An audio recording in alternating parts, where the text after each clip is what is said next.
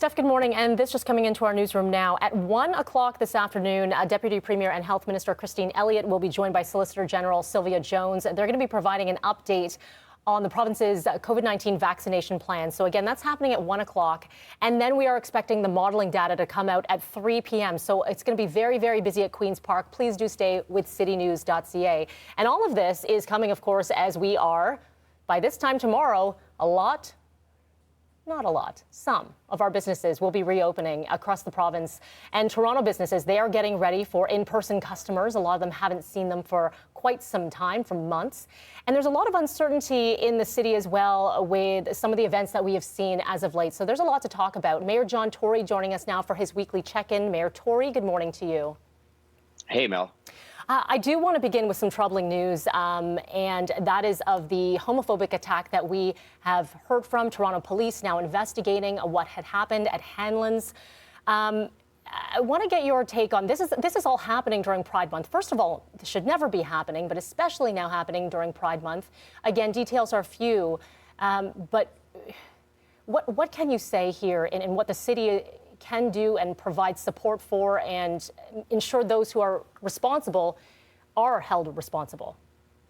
Well, we're doing everything we can to provide support to this gentleman and to the community, and that includes a very intensive effort by the police service, including the hate crimes unit, to look at what happened here and to bring those who are involved to justice. And the police are working very hard on that. But, I'm deeply concerned. I just say to people who are watching this morning, there's something going on with regard to people just feeling the license to do things that are just terrible, hateful things, whether it has to do with the acts of anti-Semitism, whether it has to do with the kind of tragic events that we see in London, which are, at the very worst end of things that we've seen going on here with the defacement of mosques and the same with abuse offered to people in our Jewish community. We see people, like this, who are targeted because of their sexual identity. And I'm very worried about it. And my job is to try and sort of, to try to remind people of the way we live here and how important those values are to us. And I've been having meetings with the leaders of all these different communities just in recent days to remind them of that and to figure out what we can do, including with our Indigenous communities, to, just calm things. There's this incredible environment of polarization. It even leads to what I talked about yesterday, which was people giving abuse to the staff in our vaccination clinics. What makes people think they have the license to act this way? I just don't understand it. I mean, this is not Toronto, and a lot of it, people may say it comes from the frustration from the pandemic. Well, I don't accept that, with great respect. I mean, the pandemic has been awful, but it does not excuse this kind of behavior, whether it's violence towards people in our gay community or whether it is other acts that have been committed that are racist and discriminatory. This is not who we are, and it's not how we live.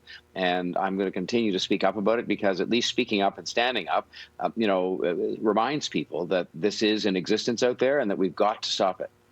As part of the conversations, Mayor Tory, that you're having, I assume you're speaking with the Church and Wellesley BIA.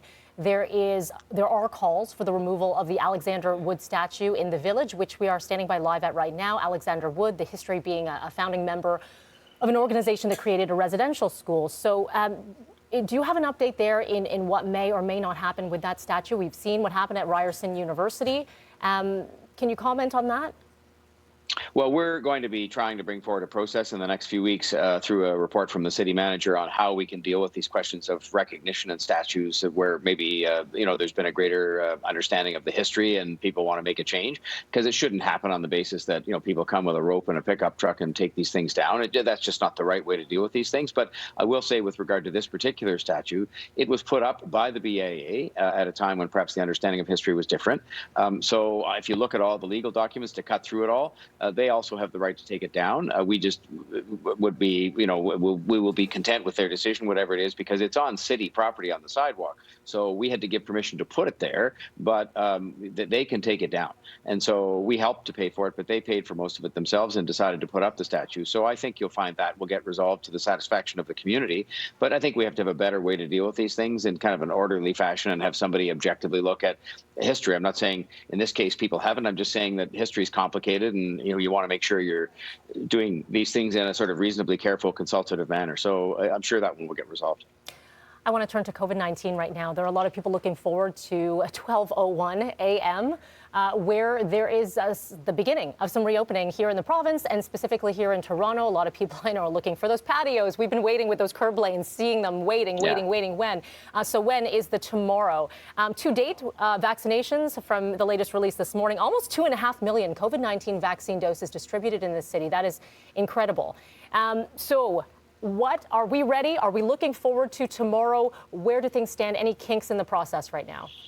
No, I think we're ready. I mean, more than 1,000 restaurants will be benefiting from the Cafe TO program, those kind of curb lane installations that you talked about. And I'm so delighted that we went ahead and put them in even when, things weren't able to be used on May 2-4 weekend, but we just did it anyway to be ready for this day.